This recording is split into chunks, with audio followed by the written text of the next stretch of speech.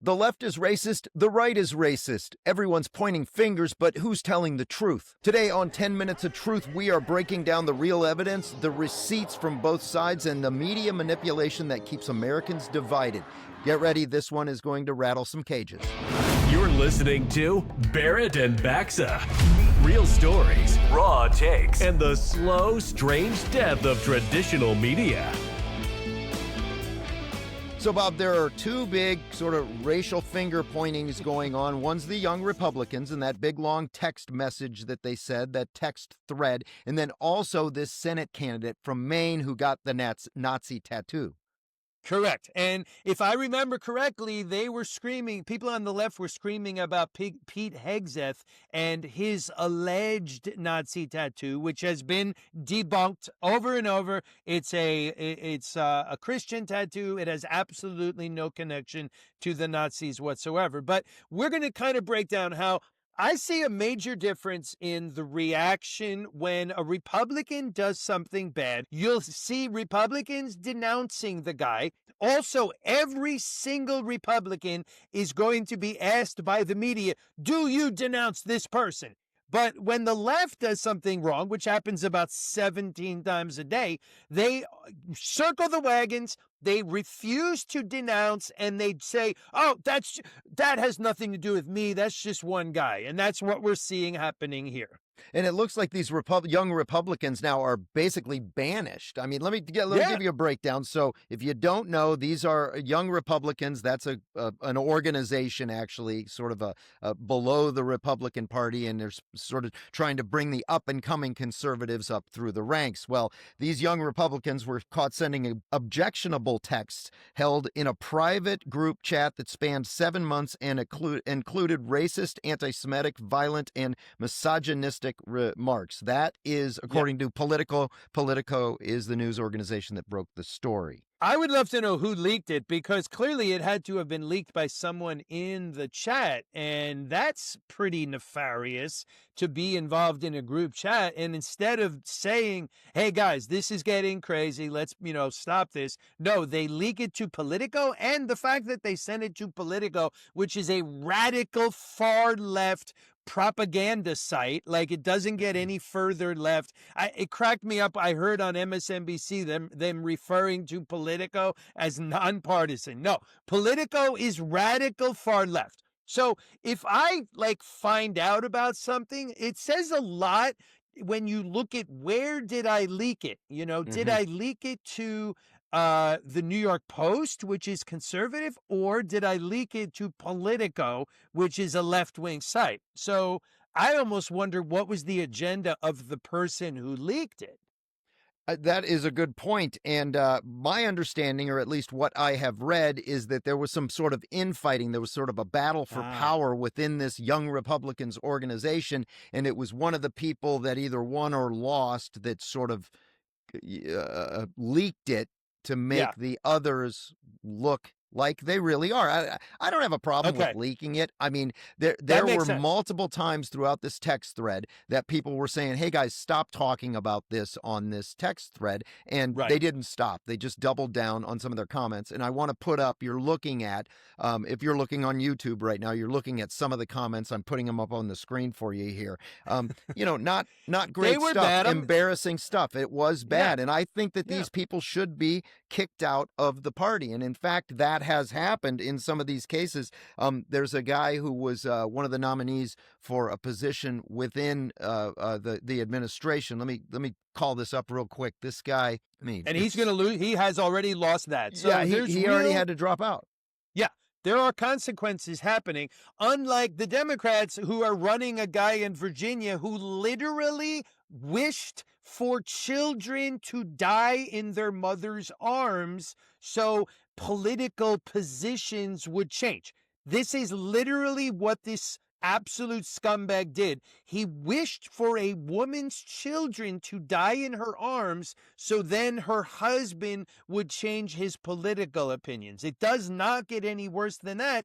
And to this day, still, I mean, we're coming up on election day in a couple of weeks. Not a single Democrat in Virginia or anywhere else has called for this guy to drop out of the race. They are all still behind the guy, and they're all excusing his despicable behavior.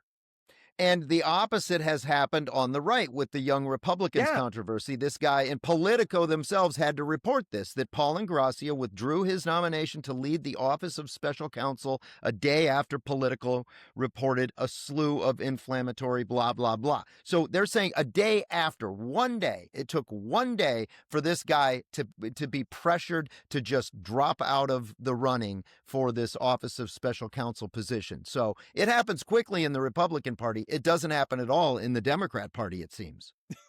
Correct. We police our own. We hold people accountable, and we don't. Can you, I mean, imagine if you had on camera like a Lindsey Graham or, you know, a Josh Hawley, something like that, being like, oh, come on. So they said a few racist things. No, it's not that big of a deal. I mean, it's just, they're just some people. They don't represent the whole Republican Party. Who cares if these few people said a couple of racist things? That would never, if that did happen, that would be the story of the year.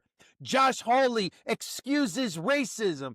And yet this happens constantly with the Democrats. Every elected Democrat will come out and say, oh, you know, it's he made a mistake. It's not that. We're going to talk about the guy with the Nazi tattoo, the actual Nazi tattoo. It was a mistake. It's not that big of a deal. It doesn't represent all Democrats. Or they'll just be like, no, I still support him. They don't even try to give a reason. They just keep their support behind the guy. And you just talked about this. The flip side of this whole thing is that controversy in Maine over this guy, Graham Plattner. He is a U.S. Senate candidate and a former Marine. He says that he got this Nazi tattoo. It's supposed to be some tattoo that was associated with the SS or some Nazi organization. Here's how MSNBC.com reported on Plattner. Graham Plattner, a progressive populist running for the U.S. Senate in Maine, is facing a crisis over a tattoo on his chest that resembled a Nazi symbol called a Totenkopf. He claims he got it when he was drunk on a period of military leave many years ago. He didn't know he'd gotten inked with a tattoo that resembles that Nazi tattoo until recently. How could he not know until recently? Right. And listen to the soft language. This pisses me off so much. The soft as possible language. The tattoo, which allegedly somewhat resembles. It's possible that maybe it looks. Trust me, when they were talking about Pete Hegseth, it was like the Nazi tattoo. Like there was no resembles. There was no possibly. It was, this is the thing that happened. And that's always the language. The left newspapers, reporters, they always use the softest possible language when talking about something that was done wrong by a Democrat. Always. Yeah. And you know who always says it best is Scott Jennings over on CNN. I don't know how they leave that guy on the air, but man, does he lay them to waste. Let's listen to how he presented it on CNN just a few days ago. I hate to break the news to you, but he's winning the primary by 30 points. Well, I think that's why he needs to get out. Getting a Nazi tattoo made him more popular. I don't think it made him more popular among Democrats. You've got a guy running for attorney general in Virginia who wants to murder Republicans, and he raised $500,000 off of it. You got Nazi tattoo guy in Maine. I sat out here for a year, 2 years, listening to every Democrat at this table say, Donald Trump's a Nazi, Elon's a Nazi, and your party is now in love with a guy with a Nazi tattoo who trained a left-wing paramilitary group and called himself an Antifa super soldier on the internet, and he's going up every day. Good luck getting him out. I am but a... How about that? You can't say it much better. No, he's 100% right. The Democrats care about nothing more than power. The Democrats will excuse literally anything if it means they stay in power. Well, that's it for this episode of Barrett and Baxa. Like, subscribe, and do all that other stuff podcasts want you to do.